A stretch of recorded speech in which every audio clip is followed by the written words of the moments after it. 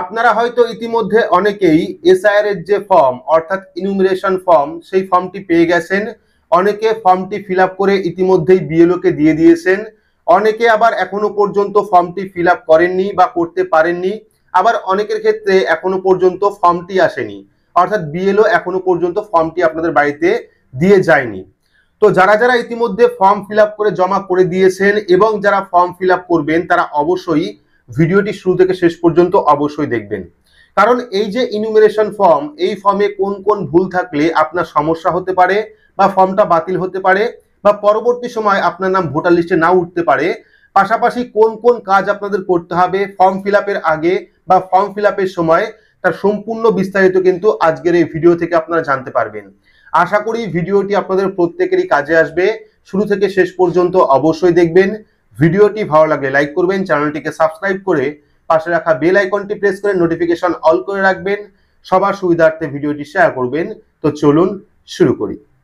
তো এবার প্রথমেই জানিয়ে রাখি, আপনারা যে এসআইআর ফর্মটি পাচ্ছেন তার 2 কপি কিন্তু প্রত্যেক ভোটারকে দেওয়া হচ্ছে। একটা কপি ফিল আপ করে বিএলও কে দিতে হবে এবং আরেকটা কপি ফিল আপ করে বিএলও সই নিয়ে নিজের বাড়ি রাখতে হবে। কেন?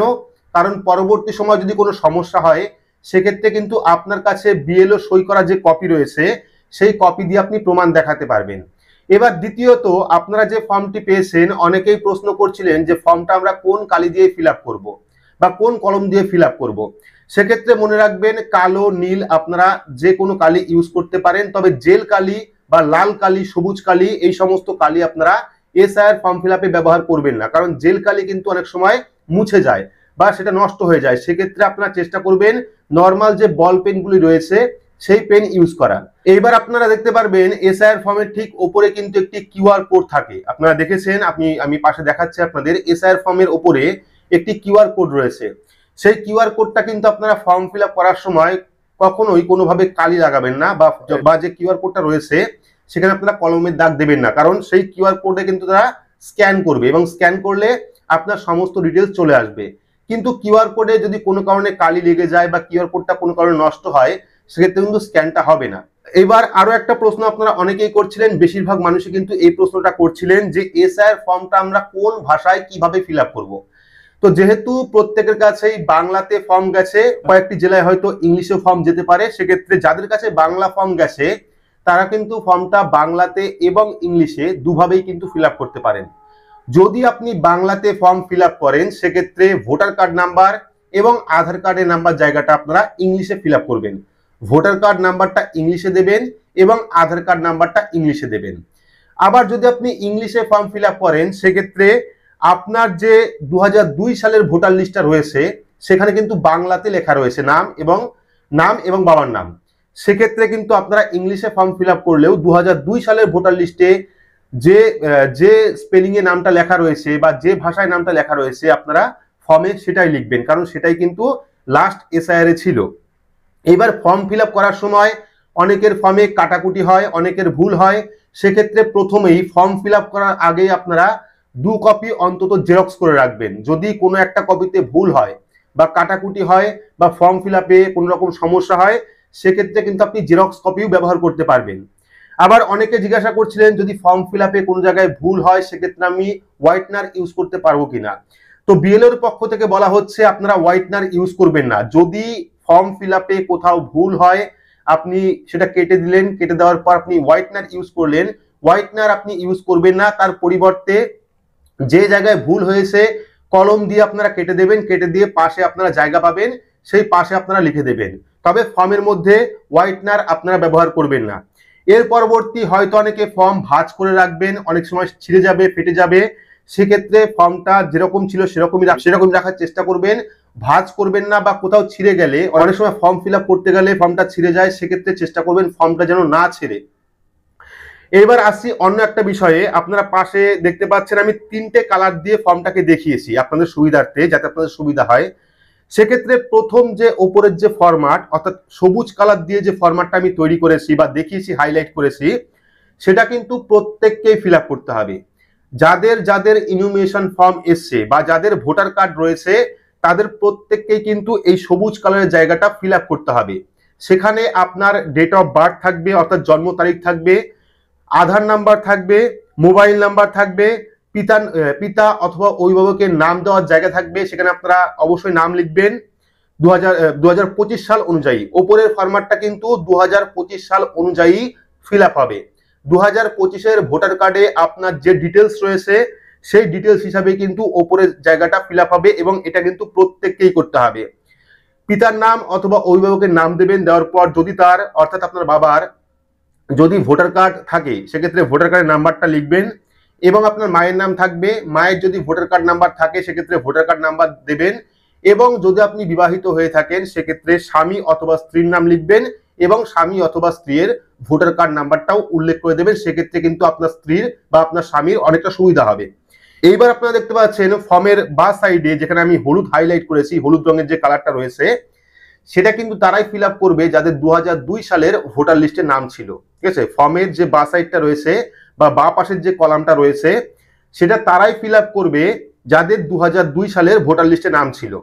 তো এইবার এই ফর্ম ফিল আপ নিয়ে কিন্তু আমি ইতিমধ্যেই অনেকগুলি ভিডিও করেছি, এবং পাশাপাশি সম্পর্ক কিভাবে দিতে হবে, রিলেটিভ কিভাবে ফিল আপ করতে হবে, এই নিয়েও কিন্তু বিস্তারিত ভিডিও আমাদের চ্যানেলে আপলোড করা আছে। অবশ্যই গিয়ে দেখে নেবেন কার কার ক্ষেত্রে রিলেশন কিভাবে প্রুভ করতে হবে। এর ঠিক পাশেই ডান সাইডের কলমে আপনারা নীল হাইলাইট দেখতে পাচ্ছেন, নীল রঙের হাইলাইট দেখতে পাচ্ছেন, সেটা কিন্তু যাদের নাম 2002 সালের ভোটার লিস্টে নেই তাদের রিলেটিভ দেখিয়ে ফর্মটাকে ফিল আপ করতে হবে। এটা গেল ফর্মের মূল ফরম্যাট। এবার ফর্মটা ফিল আপ করার পর দুটি ফর্ম, আপনার নামে যে দুটি ফর্ম এসছে সেই দুটি ফর্ম আপনারা একইভাবে ফিল আপ করবেন। ফিল আপ করার পর যখন আপনি বিএলও কে ফর্মটা দেবেন তার আগে সইটা আপনারা অবশ্যই করবেন। সইটা কিন্তু অবশ্যই করতে হবে, কারণ সই করলেই কিন্তু আপনার ফর্মটা জমা হবে। সেক্ষেত্রে যদি আপনি সই করতে পারেন, আমি সইয়ের জায়গাও দেখাচ্ছি আপনাদের, যদি আপনি সই করতে পারেন সেক্ষেত্রে সই করবেন। যদি আপনি সই না করতে পারেন সেক্ষেত্রে বা হাতের বুড়ো আঙুল দিয়ে আপনারা টিপ সই করে দেবেন, তাহলেই কিন্তু হয়ে যাবে। টিপ সই করবেন, পাশে আপনার নাম লিখে দেবেন। এমনও হতে পারে যার ফর্ম আপনি ফিল আপ করছেন সে হয়তো বাড়িতে নেই, সেক্ষেত্রে বাড়ির কাউকে দিয়ে, বাবা হতে পারে, মা হতে পারে, যে কেউ হতে পারে, তাকে দিয়ে তার নামটা লেখান এবং পাশে গ্যারান্টার হিসাবে তার নামটি লিখে দিন, এবং পাশে আপনি কোন ডেটে ফর্মটা জমা করছেন সেই ডেটটাও লিখে দেবেন।